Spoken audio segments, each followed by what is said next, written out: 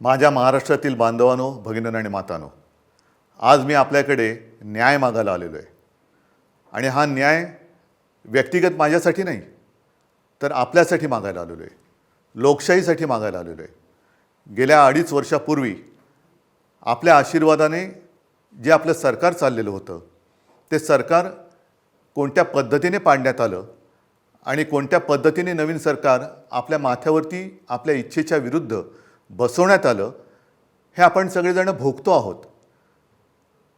2.5 वर्ष झाली न्याय मागतो आहोत, अजूनही न्याय मिळत नाही आहे. आणि आपण जे असं म्हणतो की न्यायाला विलंब लागणे म्हणजे न्याय नाकारणे, हा एक प्रकारे न्याय नाकारला जातो आहे. शेवटी न्यायालयाकडनं न्याय मिळत नसेल तर जसं लोकमान्य टिळक म्हणाले होते, त्या सर्वोच्च न्यायालयात म्हणजे आपल्या दरबारात मी न्याय मागण्यासाठी आलेलो आहे. काय केलं नाही या लोकांनी? माझा पक्ष म्हणजे आपला पक्ष तर चोरलाच.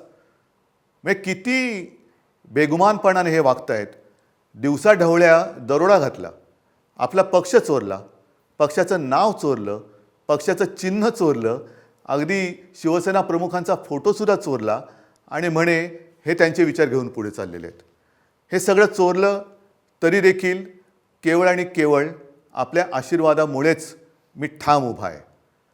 त्यांना जे काय वाटतंय की त्यांनी सगळं माझ्याकडनं चोरलं, कदाचित त्यांना ते चोरलं असं वाटत असेल, पण एक गोष्ट ते चोरू शकले नाही आणि चोरू शकत नाही, ते म्हणजे तुमचं प्रेम, तुमचा आशीर्वाद आणि तुमचा विश्वास.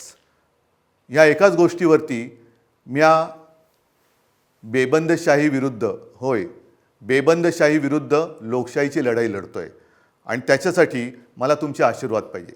ही लढाई मला काही हवंय म्हणून नाही, तर माझ्या देशातली लोकशाही टिकवण्यासाठी मला तुमची सोबत पाहिजे.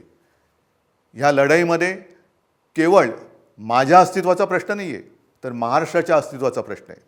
महाराष्ट्राला लुटायचं काम सुरू आहे, महाराष्ट्राला गुलाम बनवण्याचं काम सुरू आहे आणि आपण ते डोळ्यादेखत होऊ द्यायचं? मला तरी नाही पटत हे.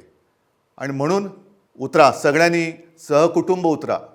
आपल्या कुटुंबात जेवढे मतदार आहेत त्या सर्वांनी उतरा आणि जिथे जिथे आपले उमेदवार उभे आहेत त्यांना भरघोस मत द्या. मग निशाणी कोणती? बरोबर आहे, मशाल. बाळासाहेबांची मशाल, शिवसेना प्रमुखांची मशाल, हिंदू हृदय सम्राटांची मशाल.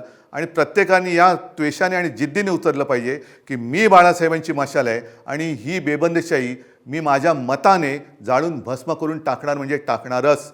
उतरा आणि जाळून भस्म करा. धन्यवाद. जय हिंद, जय महाराष्ट्र.